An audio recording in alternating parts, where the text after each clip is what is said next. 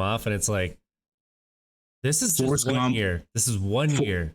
Forrest Gump, Lion Unreal. King, Pulp Fiction, Shawshank Redemption, all in 1994. Was there another Disney movie too? Well, I know Little Rascals, which I can't remember if that's Disney, but Little Rascals, obviously Lion King. Maybe it's not. Santa Claus. The, That year would have been wild. I can't even. That year, like naming all those movies feels like 3 years of my life. Easily. It all came out in what? Could you imagine all in 1 year? No. Just heavy hitters like that. How we sounding? I don't know. I'm in a bad. Let me hop on it. Yeah, Jeannie, we really appreciate this. This is awesome. And you've watched enough of our shows. We're super chill. Oh yeah, I'm excited. Obviously I didn't feel like this was the place for me in terms of like, you know, a sobriety podcast, but I feel like in terms of just kind of recovery and the journey of what it takes to live with our brains is enough of itself in terms of recovery, I suppose. Absolutely. We agree. That just the mental health aspect. I think that's so overlooked in the sobriety community that a lot of us overlook, I would say. You want to know who you remind me of? And you've probably heard this before, so I'm going to let you go ahead and say it before I say it. I actually have really bad ways with names, so go ahead. Emma Stone. Interesting. I don't know if I can remember getting. I can't specifically remember getting that, but I can't say that I haven't gotten that before. Interesting. Thanks.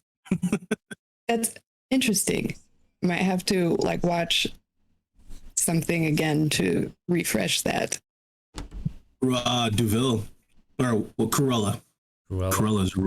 Oh, I haven't seen that. It's a really good movie. I like it. All right. All right, running an ad so people can join with no ads.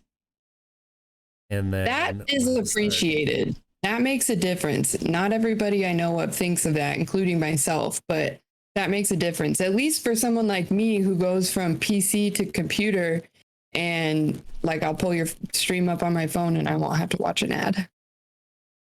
That's I can't remember how I found that out. I was watching somebody stream and I think they talked about it. It might have been, maybe it was Island. And I was like, oh, that's a good idea. And then I didn't know how to do it. And then I figured it out. And I was like, huh, that's interesting. How did I not know how to do this before? It's kind of, for me, I feel like I would probably, like the reason I don't do it, I guess, is because I would have a mod do it. I feel like for me, it's hard for me to like shift gears. Like I can't even always remember to shout people out or draw for my giveaways. So shifting gears is kind of difficult for me. So to run an ad would be like, I would have to do a lot and change my brain a lot. Yo. Yogurt's here. Yogurt, it's because if you're a subscriber, you don't see ads. So that's you don't see ads ever. So you get to see this as we're talking during the ad. Sometimes with Twitch, I always think like, so you run this ad, and this is a tangent again. We're not even started yet, but so I'm like, okay, so is it like TV where it picks up the content from when the ad ends, from where it began? Like, you know, there's just that gap, and then you're just further behind, or is it the ad's running, the content's still going, and then you just join? Content's still running. That's what I figured. That's why I've never run one during the show, but I've thought about it, and I'm like, no, I can't do that because that's just not. I don't want to do that to people. So especially if there was one time I was listening to someone's really intense discussion, and all of a sudden an ad hit. I'm like, hold on, wait a second. Did you want us to hear this? Yeah, exactly. That's why I don't want to do it. Morning, Lion. And yeah, that's just one of those things where good morning. Things about Twitch, I'm still noob. I don't think I'll ever completely understand. Same with Discord.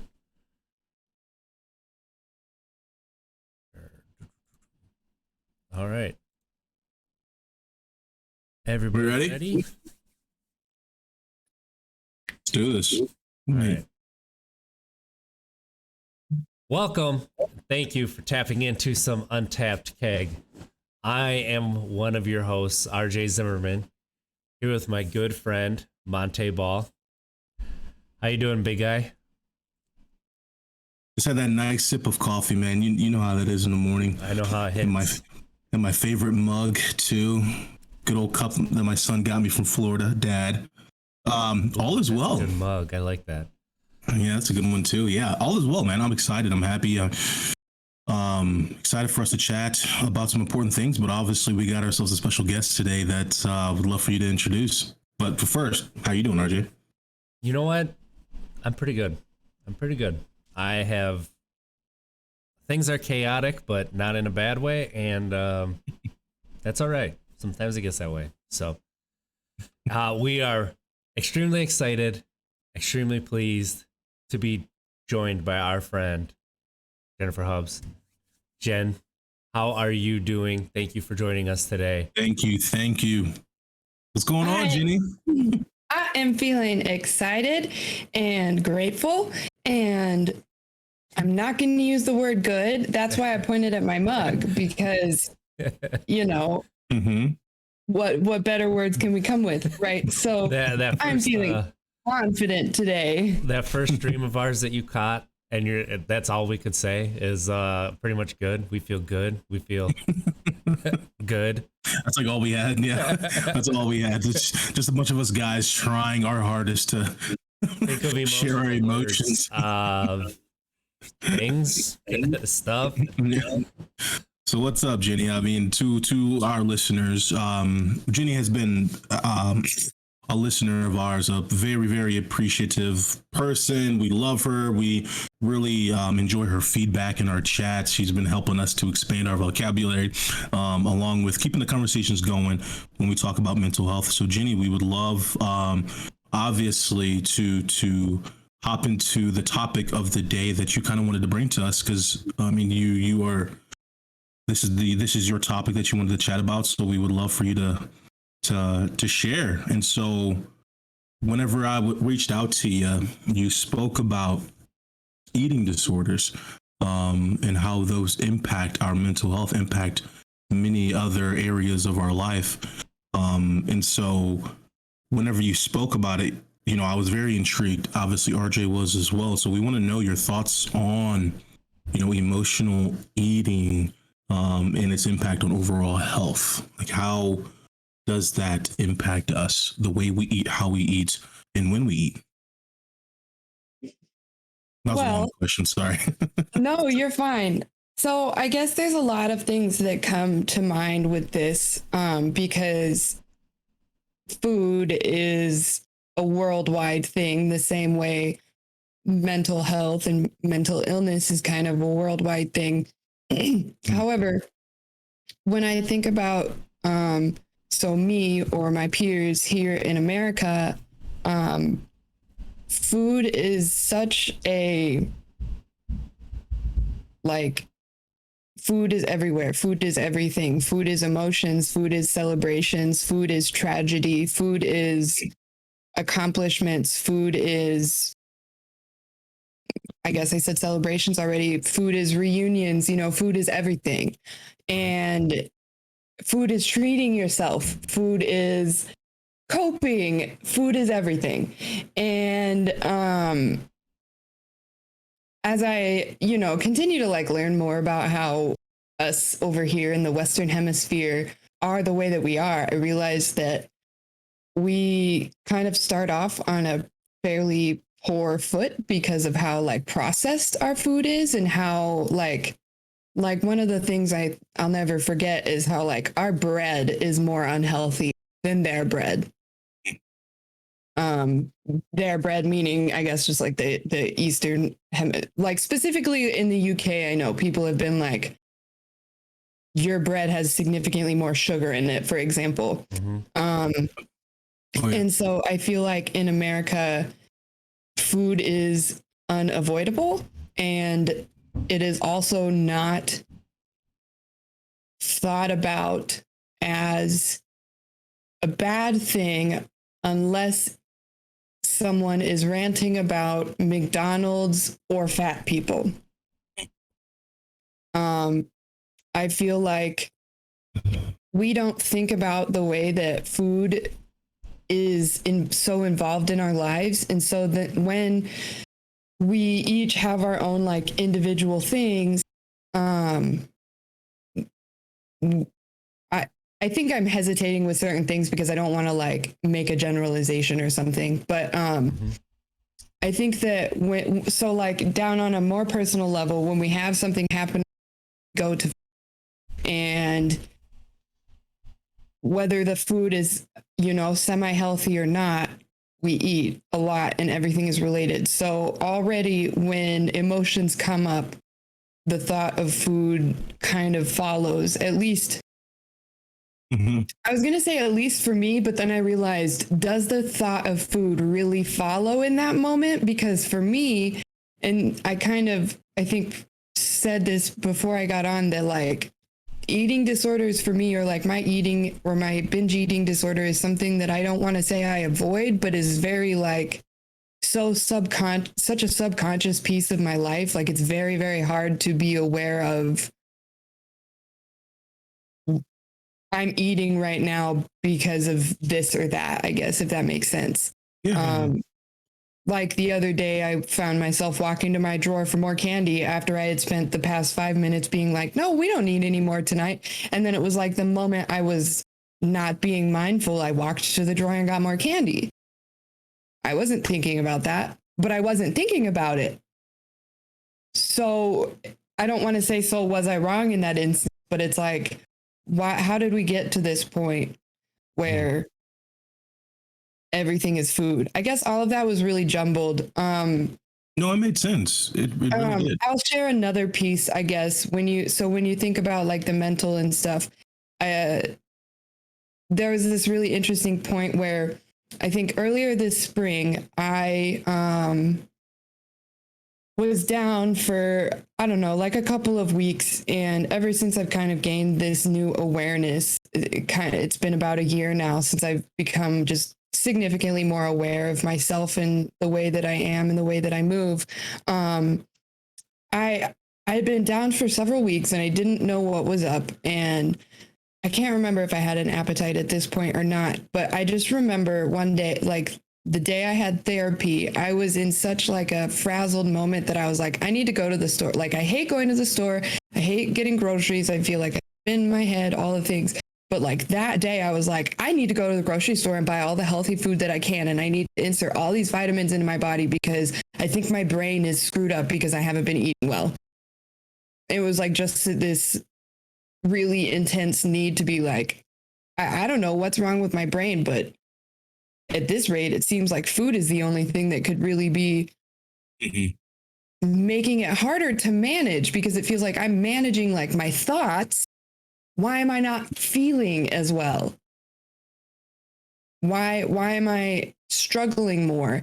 And I think it's because, I didn't have as much of a balanced diet. And then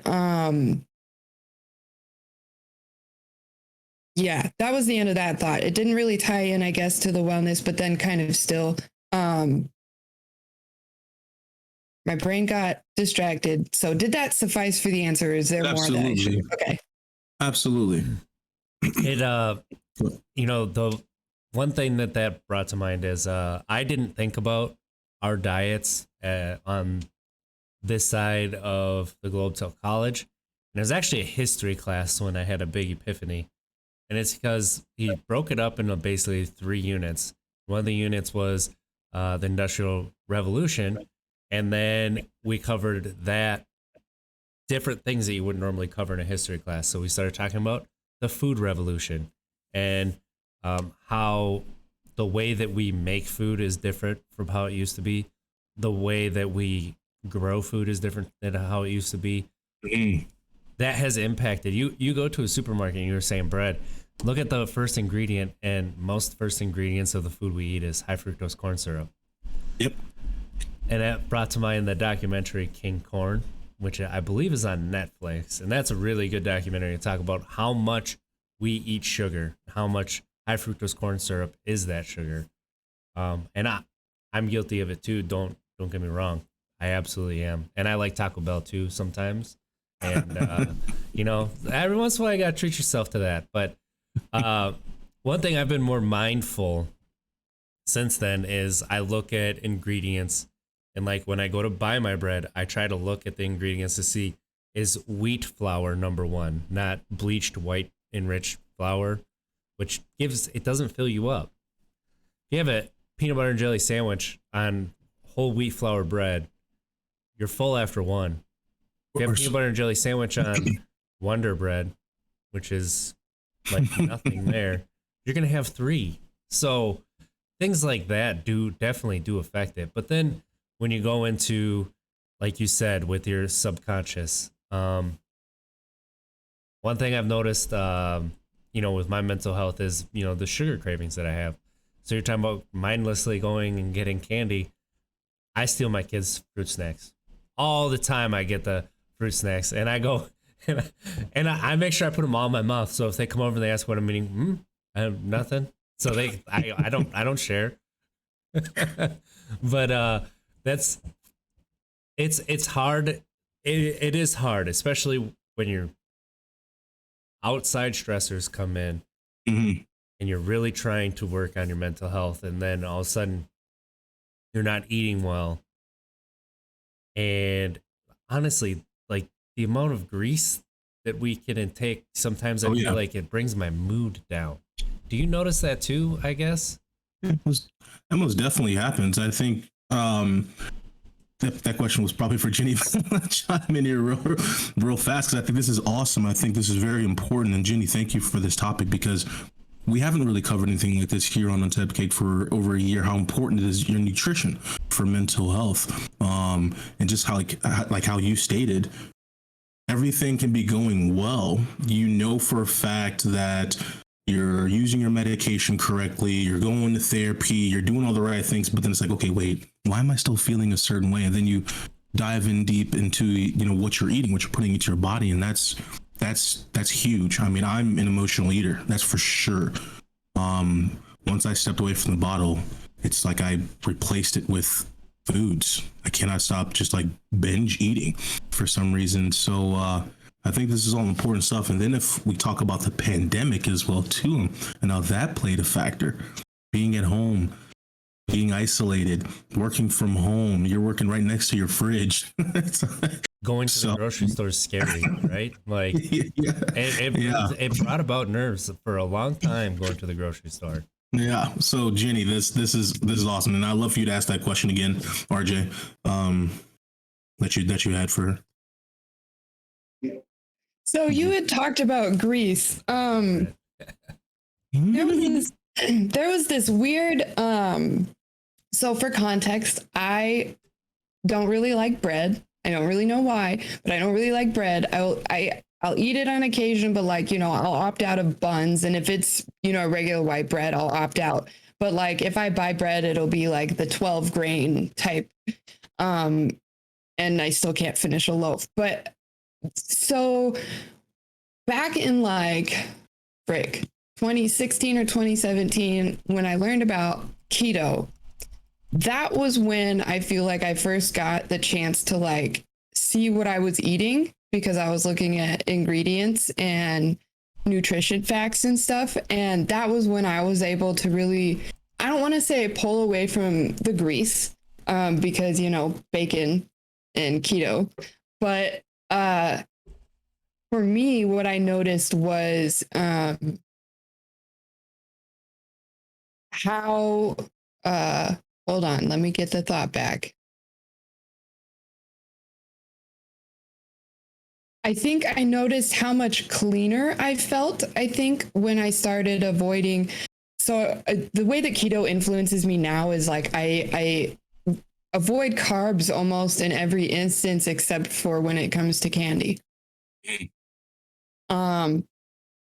I think I'm more afraid of like carbs than I'm afraid of things like grease, because no, I don't necessarily notice the lower mood. Well, I may have, but ever since keto, eating out has been a lot harder because I know how greasy it is that I don't even want to. And so I guess it's been a while. It was well before any type of awareness to notice like how certain foods, because it's weird. I get really sensitive to things. This is one of those things I'm trying to figure out about like the neurodivergence and the ADHD autism stuff. I noticed that I'll start developing certain like sensitivities or aversions to like not wanting certain things after a while, and it's just like gross, like makes me cringe a little bit. And so when I think of things like Taco Bell, like it's so hard for me when I want to eat and it's like, okay, it's okay to order out, it's okay to order out. And I'm like, but do you understand that anything I order out is worse than something that's cooked in my house? Mm-hmm. There's not someone who cooks in a house and then serves that food. Like there's no way to reassure that you're not, I guess. And then I learned, my partner worked in food service and learned there's no way to not get Cisco pretty much, which SYSCO, the food company that gives everybody their food, whether it's a high end or low end. If they use Cisco, it's still Cisco. And so I noticed that I more so try to avoid those things because it makes me feel gross. But my big like scary thing is carbs, because I just know that I'm a carb machine. We're all carb machines, which is so funny to say that, but like, and I don't even think it's the carbs, it's the sugar. And so I'm just so horribly afraid of sugar that my other person eats all of it. But like my active brain is like, no sugar, no sugar at all. But then it's like, I'm going to pick the worst kind of sugar for you and give it to you in candy and gelatin sugar things and stuff. So for me, I experience the lower moods with candy, I think would be the ultimate response to that. Not so much grease, I don't notice, but definitely like the sugar intake is when and so I guess if you think about, if you put the amount of candy I eat in place of someone who eats out a lot, maybe that would be more comparable. I understand. I think again, this is some awesome stuff, because for one, thank you for sharing all that. It's important, like we always talk about, how what you put in your body, how you feel your body can really help out with the rest of your day. We're talking about breakfast, of course, lunch, how productive you are at work, how productive you are at asking questions on the podcast. I mean, all of the above. The irony of my breakfast and feelings stream in itself came from knowing that I'm bad at eating breakfast. And that was kind of a collective response from all of the people I was around at the time, was we get distracted, or we don't want to eat breakfast, or we just don't eat breakfast, or whatever reason. And I know that people, like a lot of people, believe in breakfast. And it's funny that you say asking productive questions, because I mean, you're definitely right. For me, that like I have a little bowl of peanuts here. I was talking to El Waspel before the stream started about how it's ironic that my stomach is upset before this eating disorder stream, because I don't really have an appetite for it. Stomach is upset, and it's probably because I didn't eat, but I don't really like to eat in the mornings. Same. Well, how do we freaking get through that, you know? I'm right there with you. And I think that this is important right here as well. So when we talk about eating disorders, like how do things contribute to how we eat and the way we eat? Like, is it, we know the answer to this. Obviously, there are many outside external forces that impact the way that you eat, but we're talking about is past trauma, obviously high anxiety, relationship issues, etc. What does that look like? And again, I'm not like asking like you. I mean, I for sure, like I said, say that again. I'm sorry. Say that. Give me that again. Yeah, yeah, of course. So how do things contribute to how we eat? Like what throughout your research, throughout your conversations, what have you learned? Like what forces us to eat in certain ways? What are those external or internal forces that push us to maybe binge eat, emotional eating, anorexia, etc.? Kind of I understand it's kind of a broad question in a sense. Many answers can answer that, but kind of want to know what your thoughts are on that. Well, my first thought was the more recent. So there was a stat that I saw this morning when I was just looking at different things. And so this is going to be a more niche area or group of people. But the statistic was that 20 to 30% of autistic adults have an eating disorder. And I just thought that that was really interesting because well, first of all, I don't, it seemed like a refutable site, but that's just such an oddly, extremely high statistic. And it makes me wonder, like, you know, what basis were they studying that to get that statistic? What were they looking at? Were they studying actually, were actually autistic people doing the research, or was it people looking at behaviors without thinking? Because that's a whole other thing. But with that all being said, I think about like the neurodivergence, and this is a new thinking for me, like kind of new first reflection out loud. Earlier, RJ, I was kind of saying how it's hard when you realize there's that period of time before the thing, but you're now, and so there's this chunk of time where you have to fill the time before you get to do the next thing, and your brain is just kind of on a lull, or there's no activity. And so when I was thinking about that, because I've been struggling with keeping my mood up when I'm not doing. I've been trying to do more self-care, do less interacting with other people. And when I'm by myself and I'm not actively, like, you know, trying to, you know, work on a workbook or something, my moods start to shift from negative or neutral to like a neutral negative. And I think, to my understanding, that has something to do, like, that's common, and it has something to do with the fact that we're not getting certain chemicals in that period of time where you're like, if your brain always has these chemicals when we're doing the things. So when there's a period of like break time and you're trying to manage, I guess I'm wondering if that plays into it, because food brings chemicals and feelings. And so I'm wondering if, so like, you know, bored eating, the same way that we seek to do something, I think that it comes in the place of needing something to do, but sometimes also our brain is trying to fill some kind of space. Yep. Whether it's, you know, you're craving alcohol, and so instead you're going to pick a less harmful, so that'd be food, or it's I'm not doing anything, so I think I'm hungry, or like I said, I just got up to the drawer after I had already concluded that I wasn't going to have more. As soon as I wasn't mindful, I got up and went and got more. So what's happening in those periods of time where we're just subconsciously doing?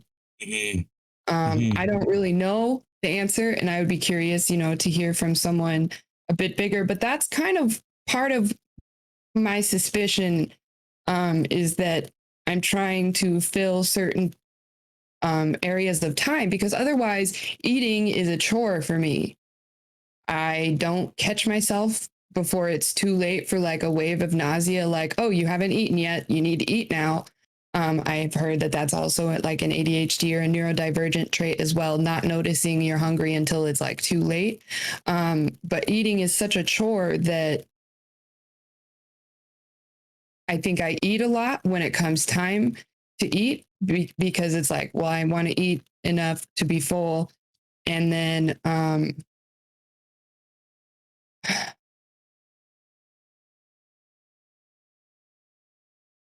we have a lot in common. No, you're fine. I mean, RJ has been knowing me for a long time, and I say that stuff all the time. I don't eat. Sometimes I'll catch myself not eating to enjoy the food. I just know that I'm super hungry. Eat to satisfy the hunger so I can go back to whatever I was doing. Dude, how many times have I said that? I said, no, I don't really enjoy the food. I just eat because I just so I'm no longer hungry. It feels like it's like a waste of time for me. Wow. Wow. I did not know there were other people who felt that the same, who did the same thing. That's kind of mind blowing. And a great example of, I'm not alone. But go ahead, RJ. Sorry. No. That's really awesome to connect and know that you're not alone, right? That's kind of what we all yearn for is connection and everything. Yeah. Honestly, so this subject is, a lot of people kind of stay away from it because it encompasses a lot. So like you were talking about possibly that statistic with autistic people having eating disorders.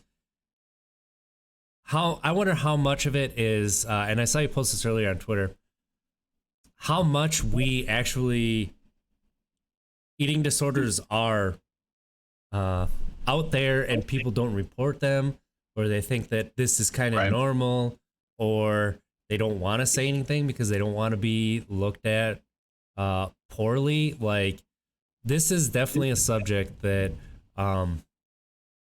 people hide behind, around. I wouldn't say behind. They kind of get in front of, right? Because they don't want to show people that they have.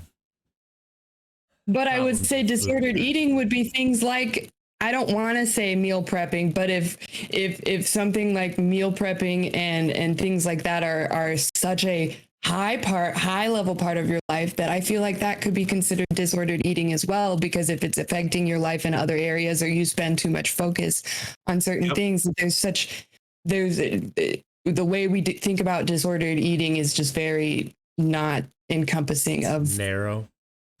Yes, very narrow. Absolutely. Yeah, I think it is broad in that spectrum for sure. Absolutely. You look like you had something else, RJ. I was just gonna say, do you think? Sorry. So what you had posted? No, jump in. You know how this goes. This is your show. You jump in. Everybody wants to hear from you. They hear enough from us. Right. So, something that you posted on Twitter too was, I would say it is common to have the belief that eating disorders affect women more than men. But the way that you worded your poll was so interesting and honestly like a really smart way to do it. So it was, do you think that women suffer from eating disorders more, or do you think men are just underreported and under-researched? Easily the latter. I would like to know what you think about that. Well, I guess, I hope, Monty, that this didn't make you feel like, oh, frick, I wrote a crappy question or something. But that question just really stuck with me in the sense of, and I feel like that's such a normal, looking at the statistics, drawing that conclusion, this seems reasonable. How can we help? I think that that's totally okay. But I looked at it and I'm like,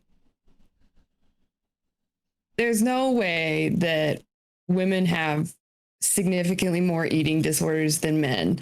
And I brought it up with someone's stream I was watching, and her first response was, look at the bodybuilding community. Yeah. And that was just enough for a good 10 minutes. Yeah. I was like, there's a lot of disordered health habits. Whether it gets to eating or not. Well, health habits, eating, because then there's, the anorexia and stuff and however that goes. But yeah, no, I think that, I don't want to say that I feel right now. Is that say what? Intermittent fasting? As a diet fad? How much I is wish that really healthy? My hope would be to be able to do intermittent fasting personally, because of the way that I talk about it feeling like a chore, as well as being able to operate how I kind of am, as in the sense of like, if I do get distracted and don't catch when I'm supposed to eat, and then I now have to deal with the half hour, 45 minutes of nausea and uncomfortable from that, and trying to pick something when nothing sounds good and whatever. How live in this household. Say what? So it sounds like you live in this household where we do that all the time, right? Was nothing sounds good. What do you want to eat? Well, throw out a restaurant. No, I don't want that. No, I don't want that. Well, we have this in the house. No, I don't want that either. That kind of thing. Mm-hmm. It's a fight. So every night. I haven't done like the super intense research on intermittent fasting, but there's several, people who I trust who have talked about it. And like I said, for me, I feel like to be able to be the way that I am and make sure that I'm like getting the nutrients, I would much prefer to, do intermittent fasting, because that would help my way of being. I don't think that it's a fad, because I think that Western culture is a fad. Because, you hear people say, well, 6 meals a day or 3 meals a day. Like there's so many different like the food pyramid, which is appropriate ways of eating. Yeah. That aren't necessarily shown or acknowledged in our society over here. And so I don't think that it's a fad. I think that I guess I don't think that it's a fad. And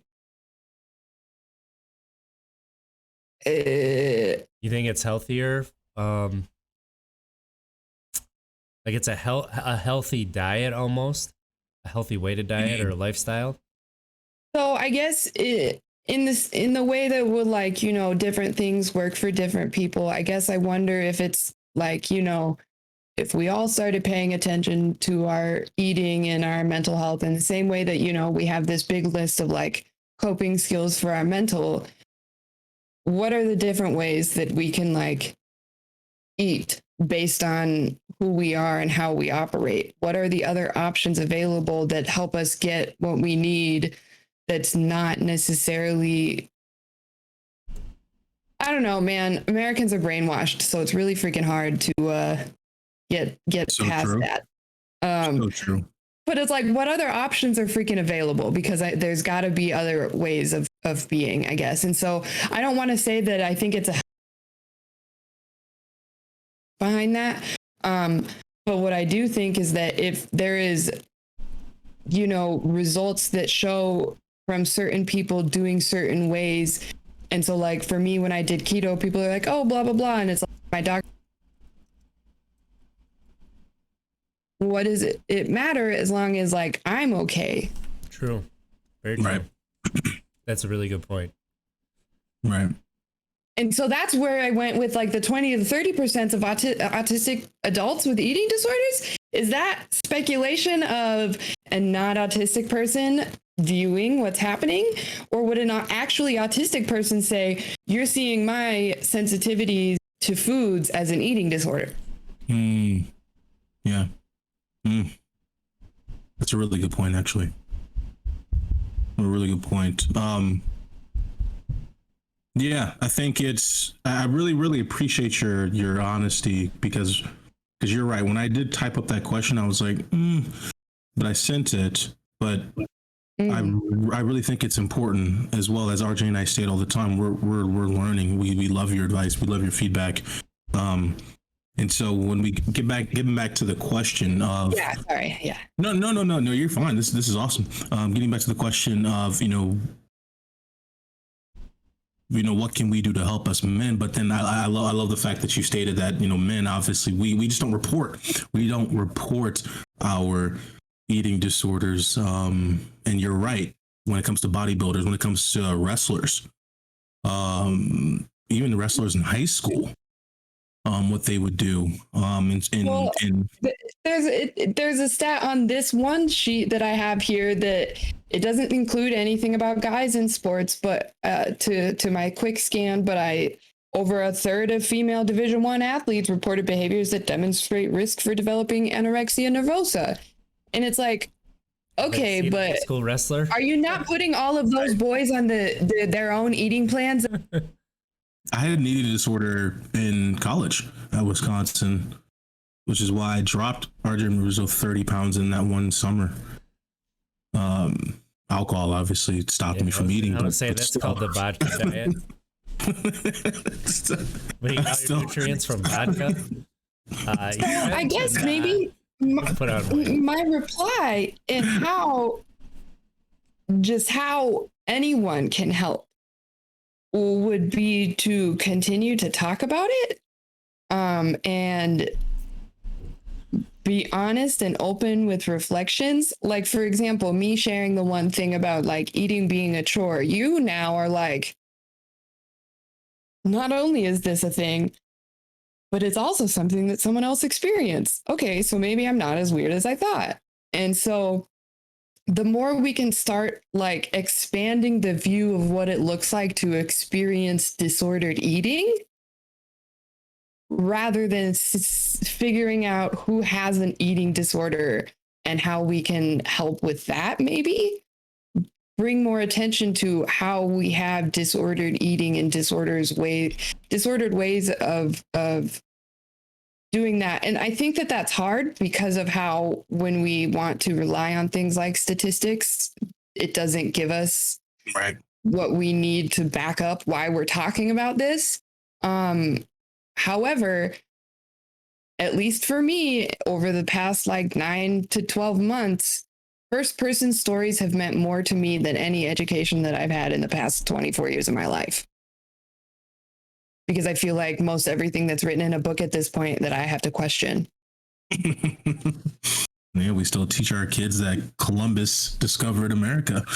So, I mean, that is still looked at as a fact, and I don't understand how that's still looked at as a fact. I like the way that you stated earlier,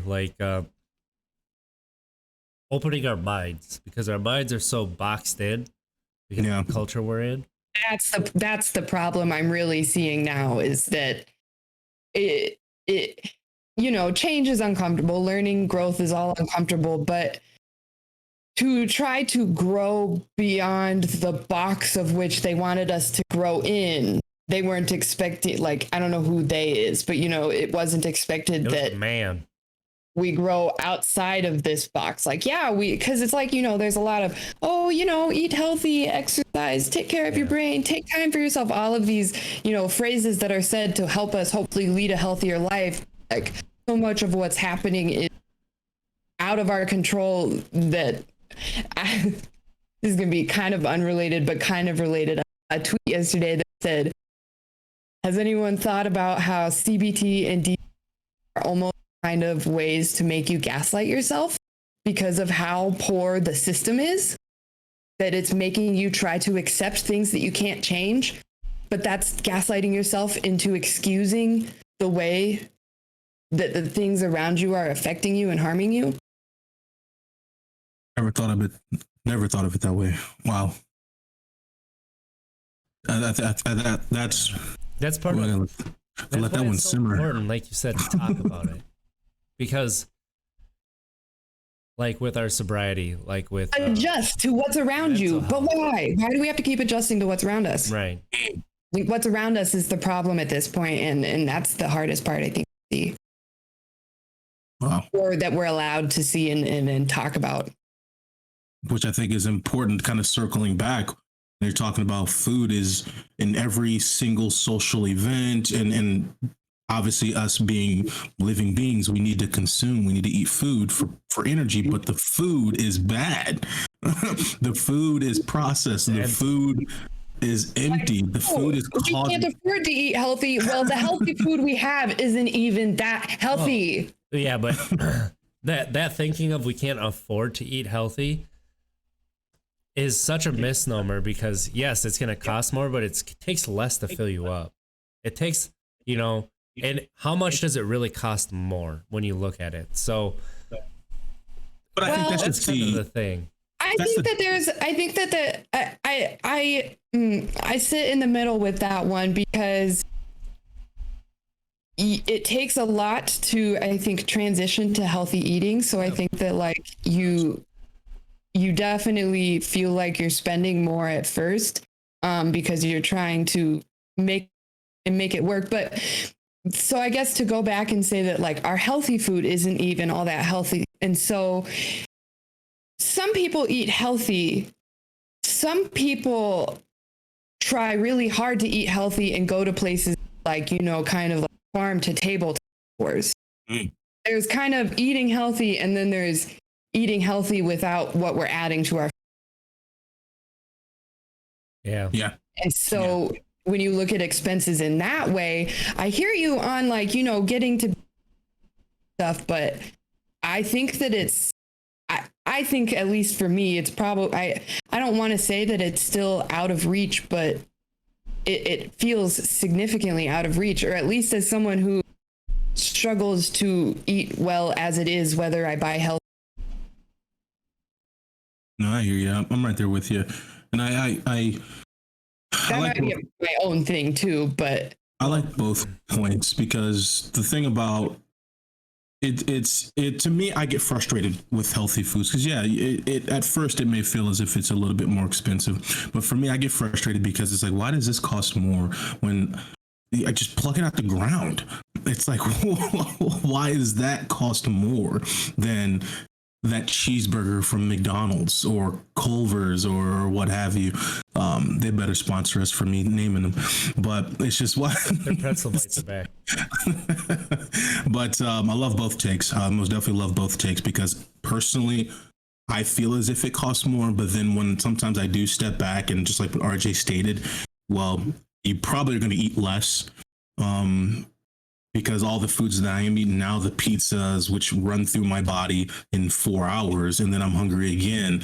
And then that runs through my body in another like 3 hours, and I'm hungry again, as opposed to eating a well-balanced diet. You can probably cut it down to 3 to 4 meals a day.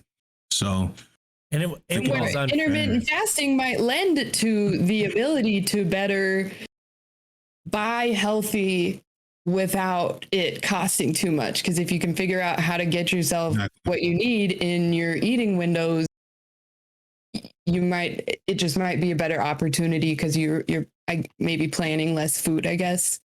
right.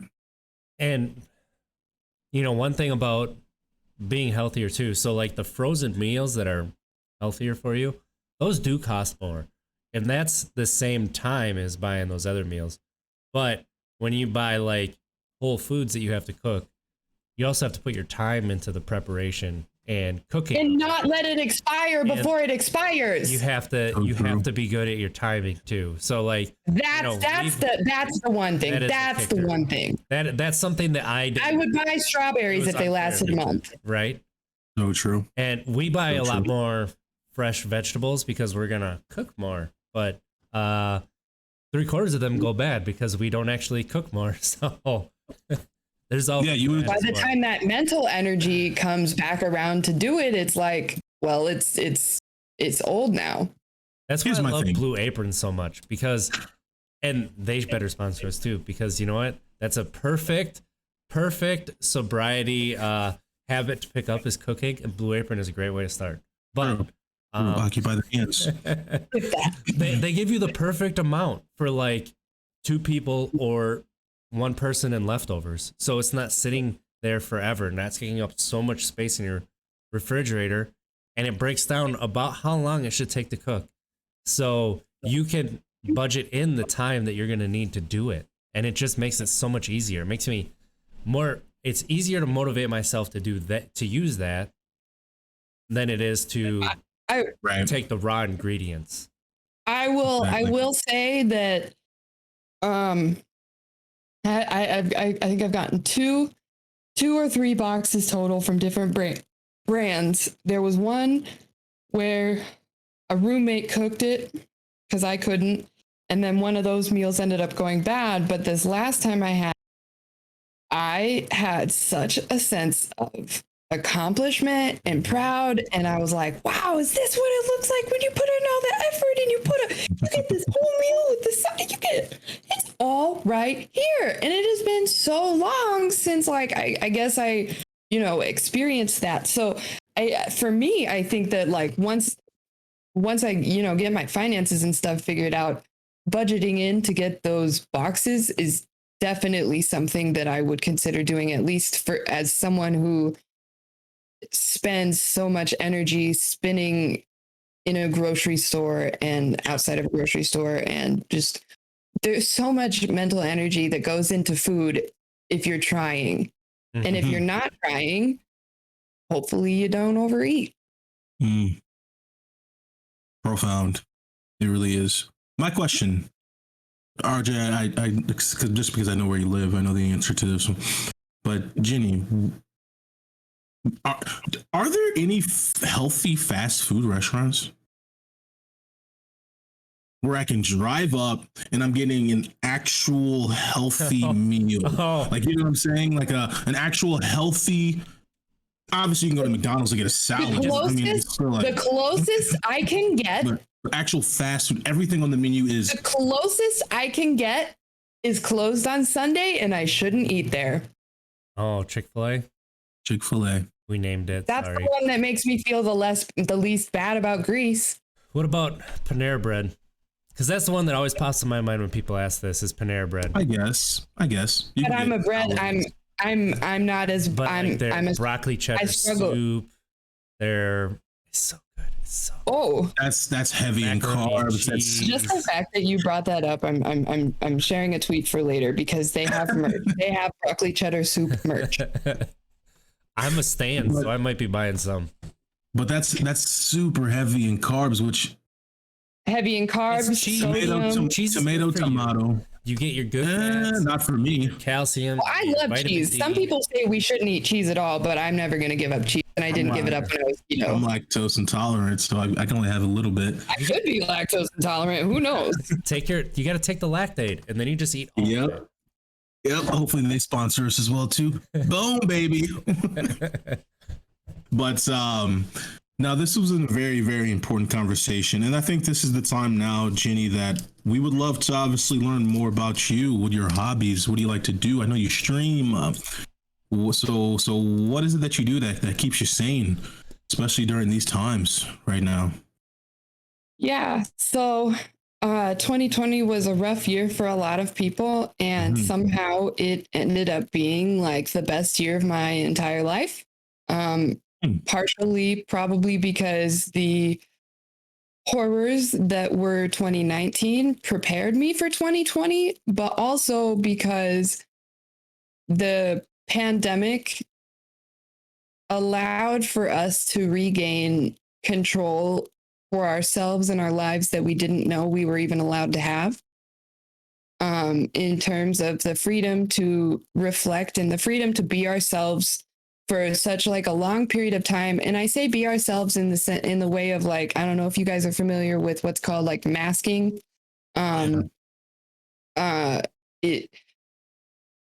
way that you don't have to prepare yourself to be around like other people, I guess, apparently allotted me significantly more, mental energy to continue to like learn and grow. So 2020 has just been a year of like all self-growth and learning about myself. And in the midst of that, I lost my job at NAMI, National Alliance on Mental Illness, hire people with lived mental illness. So I got hired as a peer support a week before the pandemic started. And then the pandemic started, so we had to adjust, and I did a lot of things that weren't in my job description. 90 days later, I got fired and was like, wow. So if someone with lived mental illness, if a place hires people with mental illness and I couldn't keep that job, apparently I can't hold a job. Now this is my third job that I had lost. So 2019, I had lost 2 jobs. Like I say, horrors of 2019. And when that happened, I was like, okay, well, I can't hold a job, but I still got to do something. So that's when I started looking at, I wanted to start a podcast, but instead I was watching a music producer actually on Twitch, Illmind, if you're familiar, and he was doing Motivation Mondays, and I was seeing how receptive to like, you know, motivation and mental health stuff that those people were, that I was like, ooh, I should do this on Twitch. And then one morning on a Motivation Monday, the breakfast discussion, and I was like, would it be weird if I went live tomorrow? And the point was that like we eat breakfast, like we make a point to eat breakfast during this time. And so that's kind of how it started, my breakfast and feelings stream. I never woke up early ever. And then when I started it, I started in the morning that one time, and I have been streaming at 8 a.m. ever since then, like last August, every day of the week. Like it completely transformed my entire life. And I think that that is fully indicative of the amount of space that I was given to be exactly who I was and how I wanted to be and operate in certain ways without any outside influence, I guess, or expectations. So I took to Twitch to bring the mental health. I didn't, plan on, having people on for discussions or anything. Although I did start just this last month, I started having interviews. It was really just that I wanted to create a space for people to exist. And that's kind of like, throughout doing that, I've learned that really is one of my purposes, is like, if I continue to work on myself, that has radiated to the people around me. And so that has just continued to empower me to keep wanting to do that, because who knew the amount that Jenny talks so much. I know I called myself Jenny and I said Jen, but Jenny talks so much.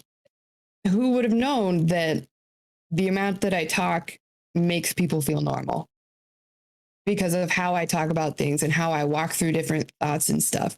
I've been able to find a lot more value in, I guess, myself when I started to have access to people outside of like my physical boundaries, I guess.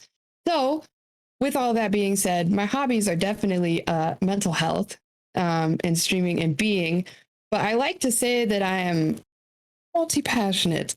I like to support, create, plan, and advocate. So the supporting with the mental health, the planning, my minor is in event management. And the reason I got that was because I like to organize, and I thought it would be cool to have the skills to kind of put the things together. I didn't realize that I was getting it, not because I wanted to plan events so much, but rather I like to facilitate. I'm kind of a facilitator. My last name is Hubs. I'm a living hub. That's where the art hub comes from. Also, my name is Genuine. And I didn't know that not everyone was genuine. That was a hard lesson. Oh yeah. Came to a head in 2019 kind of thing. Oh yeah. I paint sometimes, not all the time. I don't game, despite what people know Twitch for. I don't know. I just like to talk, and I like to be, and I like to laugh at small, funny things, and pretty much overall, I think my most favorite hobby has been learning about myself, to be completely honest, because it's rather fulfilling to, each like kind of trait or way that you are, as soon as you can like equalize that and make it be like, okay, that's cool, that's part of me, that's who I am, let me now like integrate that to make it make sense. That's been super rewarding, because it's been working, even though I haven't had like direct, normally how we see the world and how people get well, and it's like I've been doing it differently, and so it's been empowering. Yeah, I think there's nothing wrong with that whatsoever. I think that's pretty cool, because I think social media, RJ and I speak about it on the podcast, how social media, the rise of social media is detaching us from our authentic selves. Meaning, we put our highlight reels on social media. We show folks just our highlights.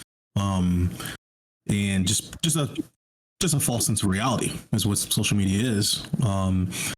And so I think it's important just to continuously project your authentic self. I'm sure that feels great. I'm sure that's doing it through social media has made where, yes, false sense of reality.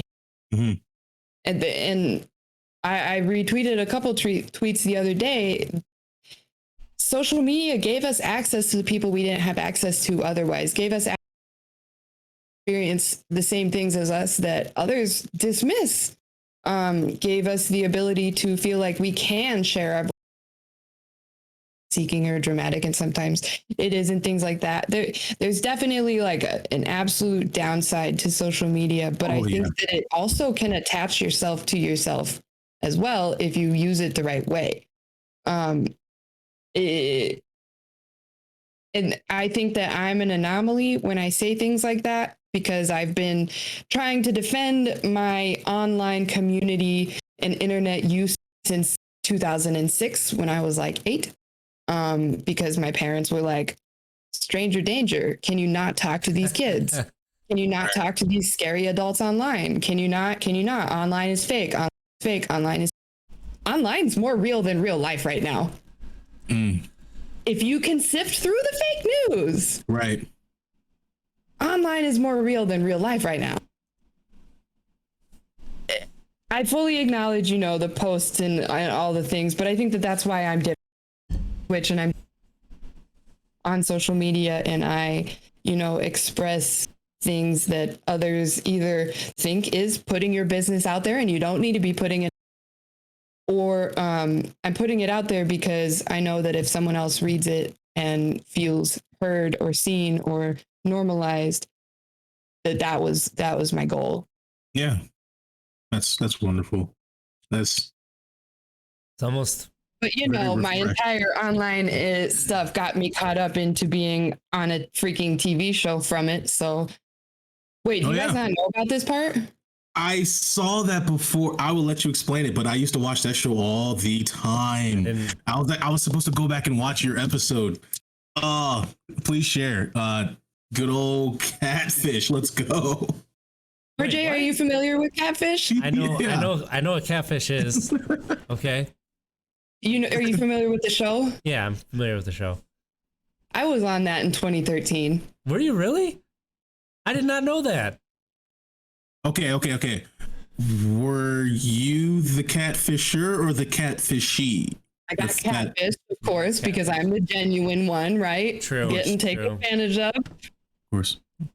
I got catfished on national or really international TV, because to this day I'll still get at least 3 messages a week from someone across the world being like, I just watched your episode and I can't believe it, I'm so glad. And but the reason I bring that up is just because it's a consequence of the way that I move on the internet, and it didn't stop me one bit.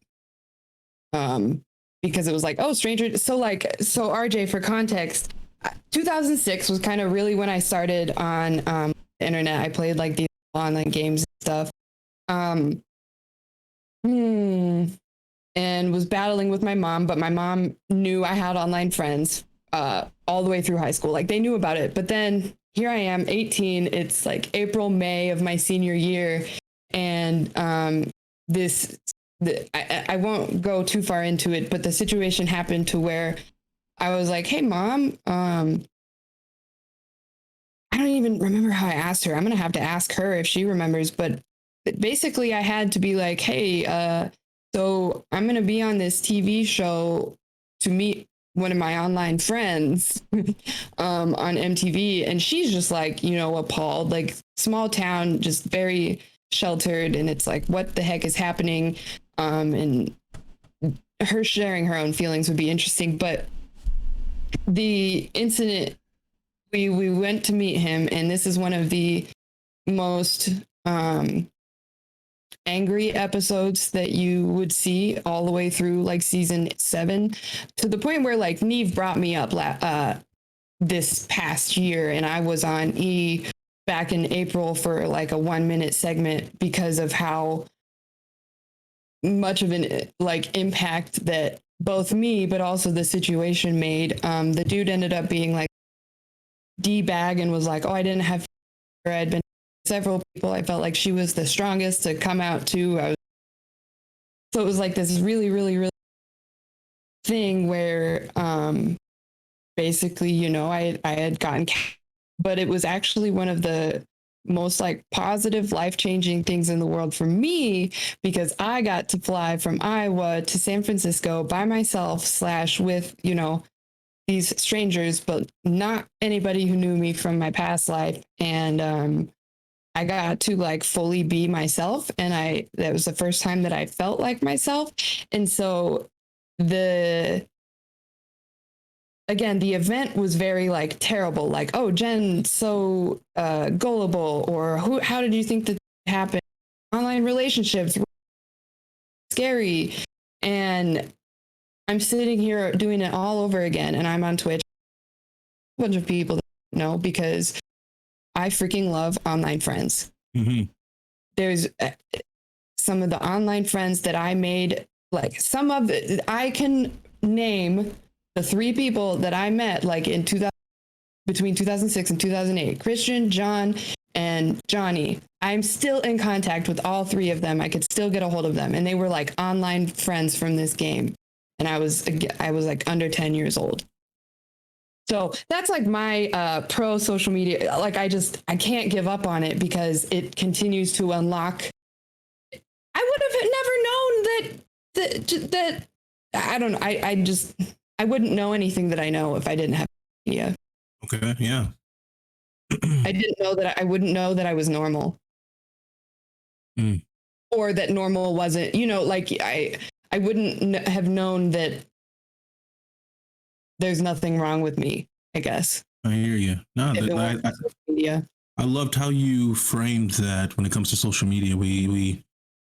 You have the capabilities of getting in contact with folks who will make you feel better, genuine folks, but you also, unfortunately, have the ability to get in contact with folks who are not genuine. So I think when you were mentioning that, the great quote from Spider-Man from Uncle Ben popped in my head, you know, with great power comes great responsibility.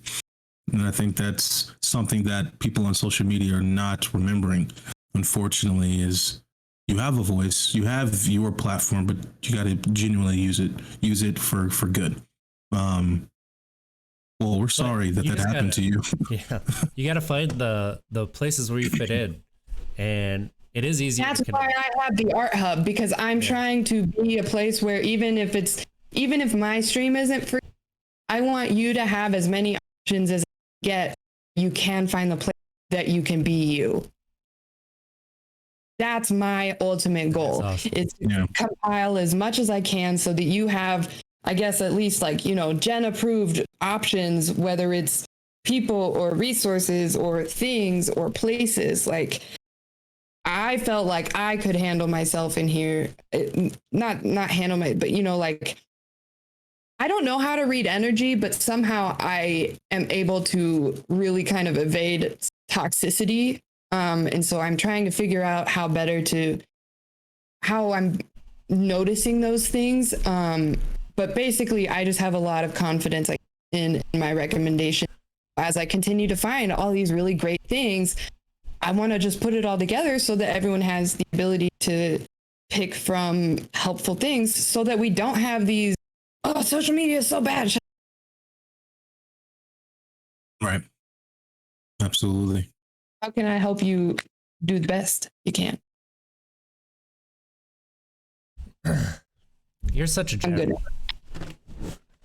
Thanks. You know, Gems with Jen. Yeah, since you have come to our, watching our streams, our little ecosystem, that you would chat, like talking about the topics that we're talking around, and like you and Carrie and Dan the Man a lot of the time, and Nebula, like the conversations that you have in the chat is just as interesting as Absolutely. What is going on here, sometimes more so. And that's just that's why I find Twitch so magical. Yeah. And that's the thing with social media, like, Twitch is also social media. But then you also, you have your bad things because you have people just posting the highlights. And you're like, well, is my life supposed to be like that? But then you have the genuine people like yourself, like, Recovery Posse, the hashtag on Twitter that a lot of people follow that, we didn't know about until, a few months ago. Or it's just you have this ability to connect with people from Poland, people from Australia, people all around that didn't exist. Well, it's unfortunate. Just American society, unfortunately, toxicity sells. Toxicity gets bait. You're right. It gets Absolutely. clicks. It gets on the front page. It gets on your timeline. And so the genuine groups that you just mentioned, the folks like Jenny, the folks like Recovery Pods, etc. Unfortunately, they're overshadowed by toxicity because of bait clicks. So this is very important. We're here shining the flashlight. Yes, that's why I think ultimately, because not only are it, and don't get me wrong, Twitter is great, but I think that Twitch gives us just a little bit more because at least you get to see us most of the time. So yeah. Absolutely. I cried on stream plenty of times. I answered a phone call from a debt collector once on stream. There you go. No, that's being transparent right there. Genuine. That's being real genuine. Did not know it was gonna go that way at all, but I was like, well, I'm. But I like transparency is my favorite because I feel like then there's nothing to hide. There's just no other extra energy spent trying to be because you're able to be. Because we're human beings, not human thinkings.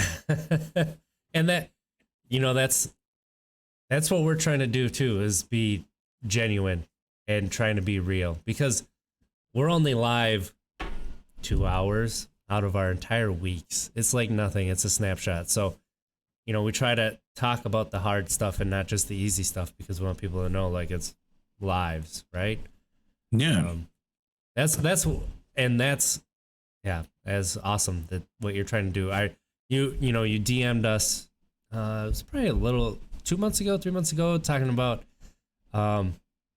your plan. It was just, I loved it. It's so awesome what you're doing. And if I wasn't such an old person, I'd be more active on Discord than I am, but I just haven't been able to figure it out because I just haven't been able to put in the time. But it's what you're doing is so cool, and we really appreciate it. We do. Well, I mean, I'm glad that I found you guys and get to, watch your stream. Obviously, you can tell when you get to be Jen approved, because then Jen goes. So, I appreciate you guys for the discussion, and obviously I return even if I'm not actively battling with alcohol. So, especially like your guys' last couple of weeks, you've really opened up, and it's been great. And I live for this kind of stuff because I don't know, it just feels more comfortable when you're able to be. Yeah, I agree. Absolutely. And know that I think for me, it's knowing that the energy with the other people around me, knowing that I'm able to get closer to being, I'm not taking on the energy from them having to figure out how to be. Yeah, we really appreciate this. We do. As we always state, we're learning. We're forever learning, and you've provided us with some amazing stuff this episode. So thank you. We really appreciate you, Jenny. Yeah, thank you for having me on. I appreciate it. We would love to have you on again, because I feel like we had so many more things to talk about, like we were talking before stream, and it's so much fun to talk to you like this and not just through chat. And we'd love to have you on again. For sure. Awesome. Oh, final question. So you tweeted out, I think it was yesterday, or maybe I can't remember. You were looking for a movie, but not too serious, something that you don't have to always watch. I don't know how you worded it. TV show, wasn't it? So I said what did you end up watching? So I said The Other Guys as a movie. I didn't watch the other guys, but what I did watch was I'm scrolling for the tweets so that I can find the specific name. Mitchell's versus the Machines. I hadn't seen that one yet. I watched that with my oldest not that long ago. It's a good one. Yeah, I'm weird when it comes to thumbnails. I struggle really hard. YouTube is not me because thumbnails turn me off. And so trying to find something to watch, like, unfortunately, I kind of avoided that one because it didn't hook me based on the thumbnail. And so until someone told me, someone that I, very much like, I was like, this person knows me. This person, like, that was a recommendation and I watched it because I didn't watch Soul for several months. And that's like probably one of my favorite movies ever. And if you haven't seen it, you need to see it. I haven't watched it yet. It's a really good one. If it's I thought it was about a jazz band teacher. I'll check it out. Because Soul, Great things about it. It's about your actual soul. Yeah. It's like Inside Out almost, but like it's as deep as Inside Out, I would say. But okay. Yes, it lends that same kind of like, this is a movie that is same level. Yeah. Okay. Awesome. So I didn't watch other guys. I have to recommend this, and I don't know if you saw it yesterday, Ted Lasso, for a comedy show to watch. 30 minutes. It's on Apple TV Plus, but it is like, in my opinion, it's the most rewatchable comedy since The Office or Community. Like, it is. I've watched the first season 3 times, and I love it the same every single time, like even more so. And the second season comes out in a couple weeks. Okay, well, I don't have Apple TV Plus, but I'm definitely going to see if I can find it. Yeah, Community was one I actually find until like last year or the year before. Okay. So that one, I watched that one. I put that on, and then Schitt's Creek is my other one. Okay. Right. So I just started Schitt's Creek. I think I'm on the second season, but I'm only like 5 episodes in the second season. So I just love Schitt's Creek. It's good. It is funny. So, all right, where can people keep up with you, Jenny? I'm Jennifer everywhere. Jenny Furhh. Twitter, Instagram, Twitch, probably Pinterest, TikTok. I've just started using TikTok. All right. So, and if you guys need help with that, let me know, because I found someone shared with me this cool thing that helps you make your Twitch clips into TikToks. And so now I'm on fire with that. Oh, wow. We will need help with that. I just mentioned how we're old people, and we definitely will need help. Right. Also, check out your Discord, because your Discord is so cool. And my Discord, yes. It's not as active as I would like it, so I get a little bit more shy about it, but yes. There's only one way to get them more active. So let's go. Yep. I need to jump in there and figure out what channels I need to be in, because there's a lot. There's something for everybody in there. That's my goal. Jennifer Hubbs. I love your goal. So we'll try. I'm a living hub. So thank you for joining us, Jen. We appreciate it. Thank you. Mons, where can people keep up with you? You guys can find me at Monteball28 on Twitter, Monteball on Instagram, Monteball Facebook, Untapped Keg pages as well. Please send us topics, questions, any guests you guys want to see. We'll reach out and make it happen. RJ, where can they find you? Did you recently get re-verified on Twitter? Indeed, I did, sir. I just saw that today. When did that happen? Indeed, I did. So about 5 days ago, so they reopened it. So for the last 2 years, I've been hitting them up like, yo, give me back my verification, because they took it once I changed my name, because I used to be Ball RB28. I changed it to Moneyball28, snatched the verification, and then they locked the verification process for about 2 years. So once they opened it back up, which now you can do it via your account settings. So you don't even have to go to them. Now you just go to your account settings and like hit a button to request. And, fast forward to 3 days later, I woke up and bam, write a memoir. It was there. I want to get verified, but my episode is not within their appropriate timeline of being relevant. What? You were just interviewed by E. What more do you need to be Exactly. It was only for 1 minute, so it like were they still have on there. You were specifications, still like on they there. You like were on- time limits and stuff that they want you, like an article within the past type thing. You were on Catfish. Yeah. We'll see if we can use our contacts to get you featured, your episode featured in an article. That'd be cool. Yeah. Oh yeah. We'll see. So follow us on Roger, where can they find you? Untapped Keg. Untapped, just Google it, Untapped Keg. Any social media, you'll find us. We're more active on some than others, but trying to be more Indeed. active with personal life stuff. And thank you, everybody, for tuning in. And let's try to be better tomorrow than we were today, because at least if we didn't make it, we tried. And have a good week, everybody. Thank Indeed. you.